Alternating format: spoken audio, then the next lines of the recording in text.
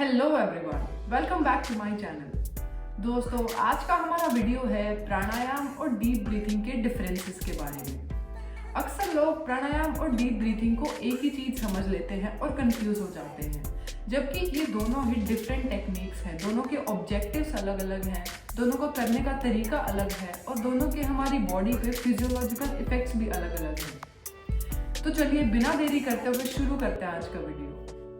दोस्तों, प्राणायाम और deep breathing का पहला डिफरेंस ये है कि वैसे तो दोनों ही टेक्निक्स का मतलब है अपनी ब्रीथिंग को वॉलंटरली कंट्रोल करना, लेकिन फिर भी इन दोनों में स्लाइट सा डिफरेंस है जो इन दोनों को डिफरेंशिएट करता है। डीप ब्रीथिंग का मेन ऑब्जेक्टिव है हमारी बॉडी को ज़्यादा से ज़्यादा ऑक्सीजन प्रोवाइड करना। इसकी रेगुलर प्रैक्टिस से हमारी लंग्स को, ब्रेन को, हार्ट को, कैपिलरीज को ज़्यादा से ज़्यादा ऑक्सीजन पहुंचती है। जबकि प्राणायाम का मेन ऑब्जेक्टिव है हमारे ऑटोनॉमिक नर्वस सिस्टम को कंट्रोल करना। ये हमारे ऑटोनॉमिक फंक्शंस को टैकल करता है।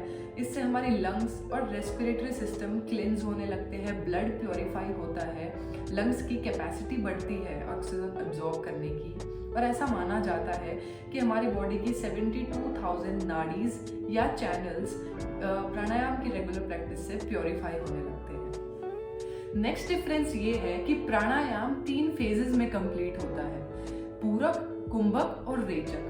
पूरक का मतलब होता है इनहेलेशन, रेचक का मतलब होता है एक्सहेलेशन एंड कुंभक का मतलब होता है रिटेंशन, यानी कि सांस को रोक के रखना।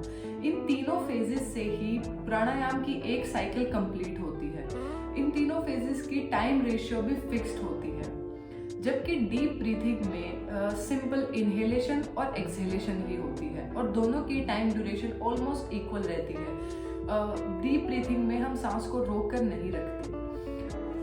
नेक्स्ट डिफरेंस है कि प्राणायाम को एक प्रॉपर पोस्चर में ही किया जाता है, जैसे कि पद्मासन या फिर सिंहासन। अगर आपको नहीं पता है कि पद्मासन क्या है तो मेरे चैनल पर आपको वीडियो मिल जाएगा पद्मासन के करेक्ट पोस्चर के बारे में। तो प्राणायाम में ऐसा रिकमेंड किया जाता है कि वो हमेशा सही पोस्चर में यानी कि पद्मासन में किया जाना चाहिए। हमेशा मॉर्निंग में प्राणायाम किए जाने चाहिए और खाली पेट ही प्राणायाम करने बैठे। जबकि डीप ब्रीथिंग में खाली पेट होना बहुत इम्पोर्टेंट नहीं है एंड कोई प्रॉपर पोस्चर भी डीप ब्रीथिंग में कंपल्सरी नहीं है। कभी आप लेट के भी डीप ब्रीथिंग कर सकते हैं, सोफे पे बैठ के भी डीप ब्रीथिंग कर सकते हैं, क्योंकि उसका मेन पर्पस है हमारी जो बॉडी में ऑक्सीजन की कमी हो गई है उसको पूरा करना। जबकि प्राणायाम के हमारे रेस्पिरेटरी सिस्टम पे ऑक्सीजन के साथ साथ और भी कई सारे बेनिफिट्स। प्राणायाम करने के बाद आप पूरा दिन फ्रेश और एनर्जेटिक महसूस करते हैं। जबकि डीप ब्रीथिंग का मेन पर्पस है हमारी बॉडी को ज़्यादा से ज़्यादा ऑक्सीजन प्रोवाइड करना। नेक्स्ट डिफरेंस है कि प्राणायाम के वक्त हम कुछ बंद जैसे कि जालंधर बंद, उड्डयन बंद और मूल बंद की भी प्रैक्टिस करते हैं। इन बंद को हम न्यूरोमस्कुलर लॉक्स बोलते हैं, जिससे हम जो प्राणायाम है वो हमारी बॉडी के ऑटोनॉमिक फंक्शंस को कंट्रोल कर पाते हैं। जबकि डीप ब्रीथिंग में किसी भी तरह की कोई न्यूरोमस्कुलर कॉन्ट्रैक्शन नहीं होती है। अगर आप जानना चाहते हैं कि बंद क्या होते हैं, जालंधर बंद, उड्डयन बंद, मूल बंद, इनका क्या क्या फायदे हैं, तो कमेंट सेक्शन में लिख के ज़रूर बताएं। इन पर मैं अलग से एक डिटेल वीडियो बनाऊंगी। नेक्स्ट डिफरेंस है कि प्राणायाम की रिदमिक और रेगुलर प्रैक्टिस से हमारे सब कॉर्टिकल सेंटर्स, जो कि हमारे इमोशनल और मेंटल एस्पेक्ट से रिलेटेड हैं, वो और भी वेल ऑर्गेनाइज्ड और इंटीग्रेटेड हो जाते हैं।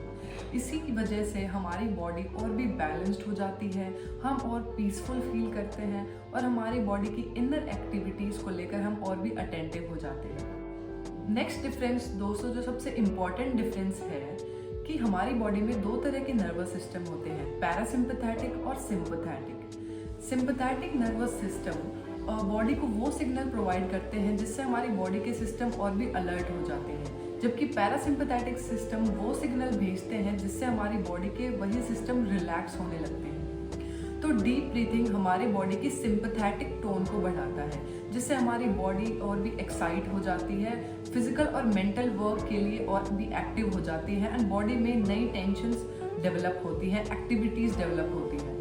और जबकि प्राणायाम हमारी बॉडी की पैरासिम्पैथेटिक टोन को बढ़ाते हैं, जो कि हमारी बॉडी को रिलैक्सेशन और पीसफुलनेस की तरफ लेके जाती है।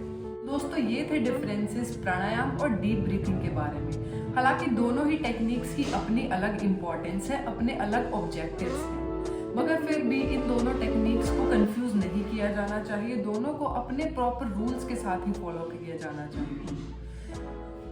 तो चलिए समराइज करते हैं। डीप ब्रीथिंग एक ऐसी टेक्निक है जिसमें सिंपल इनहेलेशंस एंड एक्सहेलेशंस हैं, जिससे हमारी बॉडी को और भी ज़्यादा ऑक्सीजन प्रोवाइड होती है। जबकि प्राणायाम है में इनहेलेशन, रिटेंशन और एक्सहेलेशन होती है, जिससे हमारी बॉडी का रेस्पिरेटरी सिस्टम क्लीन होने लगता है, हमारी लंग्स की कैपेसिटी बढ़ जाती है, हमारी ऑक्सीजन लेने की कैपेसिटी बढ़ती है एंड हमारा रेस्पिरेटरी सिस्टम मजबूत होने लगता है। उसके अलावा प्राणायाम के हमारे बॉडी पे और भी कई सारे फिजियोलॉजिकल इफेक्ट्स हैं। ये हमारे ऑटोनॉमिक नर्वस सिस्टम को टैकल करता है एंड ओवरऑल ये हमारी बॉडी को बैलेंस्ड और पीसफुल बना के रखता है। तो दोस्तों, अगर आप और जानना चाहते हैं प्राणायाम और योगा के बारे में तो कमेंट सेक्शन में लिखकर ज़रूर बताएं। This was all about today's video.